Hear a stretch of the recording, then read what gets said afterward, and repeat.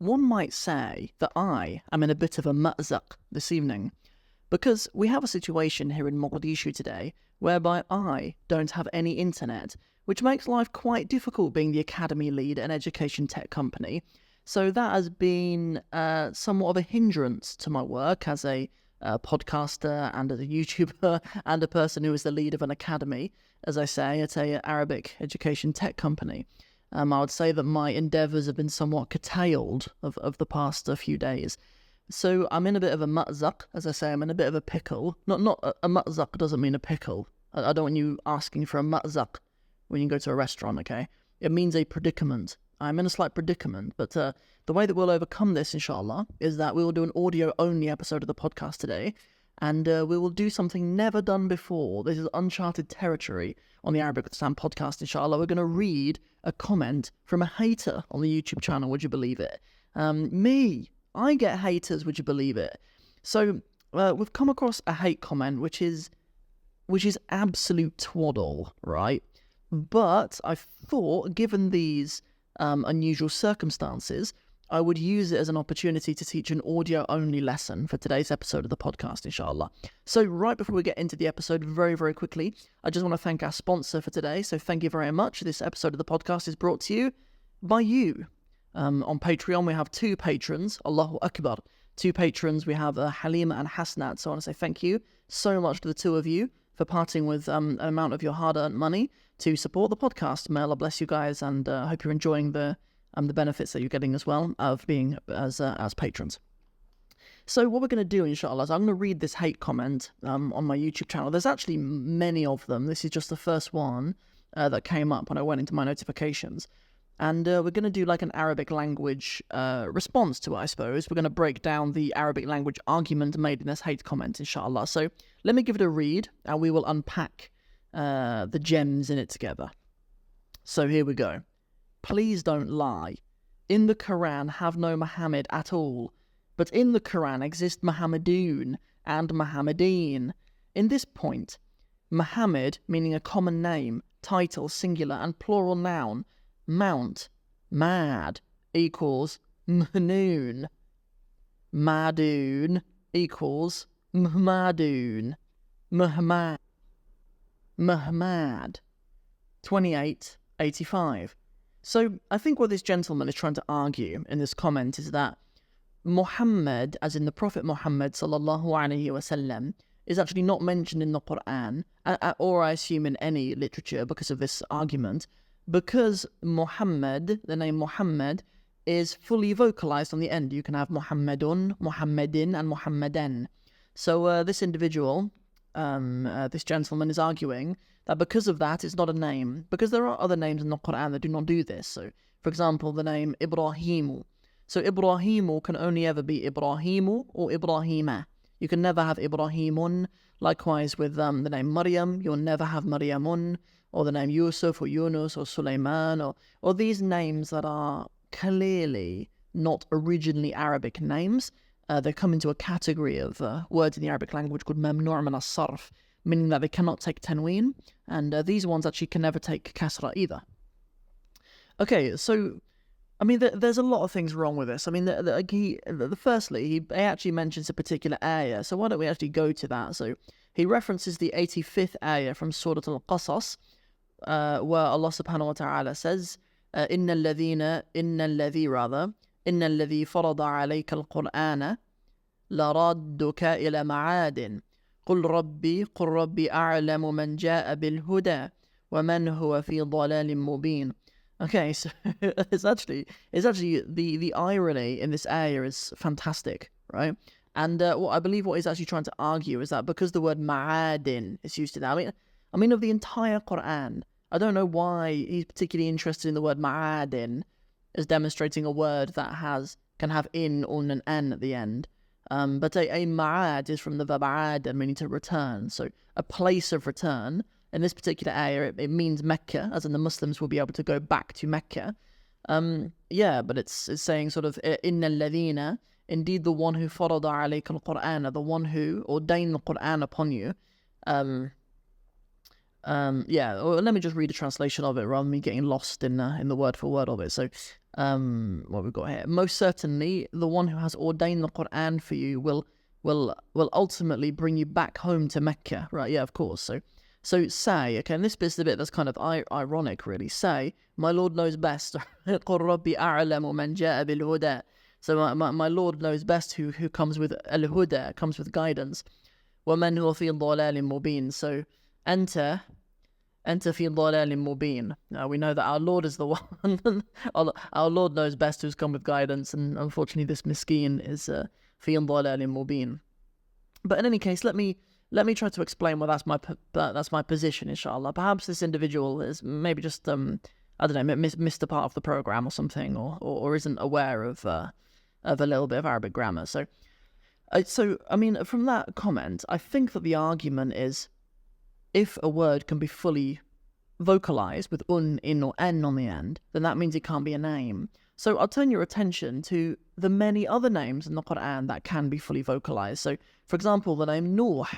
We have Nuhin, Nuhin, we have the wife of Nuhin, and we also have Inna arsalna Nuhan. Indeed, we have sent you Nuhan. Okay, so we have Nuh in Nuhin and Nuhan. We have Hud, we have Hudin in the Quran. We have Salihin in the Quran, as well as Salihu in the Quran. We even have Lut as well. We have Qawma Lutin, and we have, I think we also have Lutan as well at one point in the Quran. It seems to ring a bell. So, I mean, my question back to you would be, are these not names then? Is Nuhin not a name? Because it can be Nuhin and Nuhan and Nuhun, just like the word that you gave the example of Ma'adin.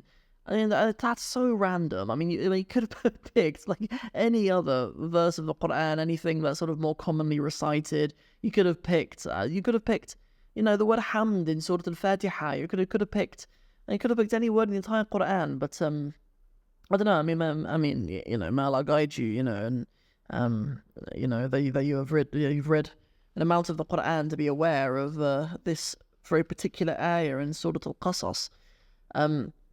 Let me give you guys an ayah actually that will that shows you many of these, not all of them actually. But if you go to the 89th ayah of Surah Hud, actually, there's an ayah that has مثل ما أصاب قوم نوح أو قوم هود أو قوم صالح وما قوم لوط.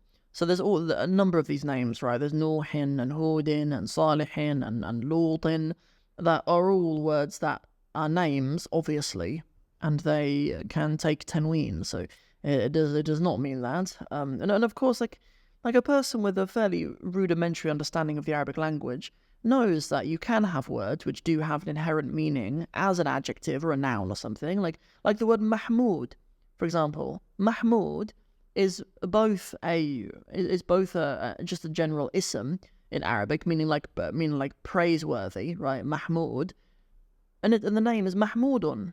Mahmudun is a name that takes tanween, or even the name Talibun, it does, or the name Asad, our illustrious leader at Arabic Unlocked, brother Asad. Yeah, Asadun, you know, it's a name, but it's also an ism. You know, there's nothing wrong with that at all. I mean, and then even other Arabic names, Aliyun. I mean, the name Ali, it's just fine. You know, Aliyun, Aliyin, or Aliyan. You have all of those. Zayd is probably the most commonly quoted of the Arabic names in sort of Arabic study materials. Yeah, Zaydun, Zaydin, and Zaydan. There's nothing wrong with it at all. You know, something can absolutely be a name of a person and be referring to a specific person, and can take tanween. But an interesting point actually. We actually call these words ism alam in the Arabic language. That's sort of the Arabic term for a proper noun. Yeah, that's actually kind of interesting, because although they take tanween, they're actually definite. Although they take tanween, they are actually definite, right? So Muhammadun is inherently definite. It's a name, right? Because we don't need to say al-Muhammadu like we would with another name. You know, if we took, by name I mean an ism.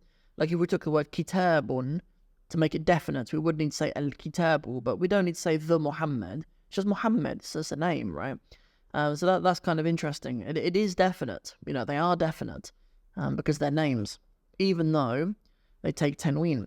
In maybe the 4th lesson of our program Arabic Unlocked, we have this part of our lesson on these proper nouns, where we go through these examples that are kind of interesting, whereby you can have, for example, Asad is a lion.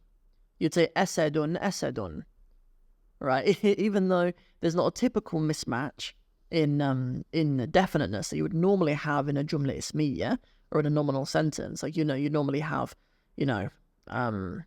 whatever, whatever, I don't know, the something is a lion, right? Well, whatever it is, right? Al-Maliku, let's say the king is a lion, right? Using the term lion as figuratively, right? In terms of his character or something. So yeah, Al-Maliku Asadun, for example. But rather than Al-Maliku, you can just have the name of the king. So the king's name is Asad. Asadun, Asadun. So Asad is a lion. Or Talibun, Talibun. Talib is a Talib, as in is a student. And then even Mahmudun, the one we said earlier. If you say Mahmud is praiseworthy, Mahmudun, Mahmudun. Which is kind of interesting, isn't it? I hadn't really thought about that before. Joining the team at Arabic Unlocked, I'd never really of course I've heard these proper nouns be used in sentences like that, but I'd never really kind of given it thought. I think that's everything I wanted to say on this. I think I've actually blabbered on way more than I really needed to. But yeah, to our friend who commented, I mean, it is absolute twaddle, this comment. I mean, it is the words of a lunatic. I really, really don't mean to be rude. I mean, I think the comment is a hate comment, and it is actually rude. Forgive me if I've been unnecessarily unkind, or I don't mean to mock, but it is a comment which is lacking some fairly basic understanding of the Arabic language, and but we've all been there at some point. Believe me, there was a time when I asked very, very silly questions. And had a huge misconceptions about things in the Arabic language. So that's it from me. I think that was a very brief and kind of impromptu, improvised episode of the Arabic with Sam podcast, audio only. We will be back with video versions of the video of the podcast. I've kind of rearranged my studio as well, so you've got that to look forward to as well in our next up-and-coming episodes of the podcast. Thank you so much for tuning in and listening. And once again, as always, may Allah bless you guys with beautiful Arabic. Assalamu alaikum.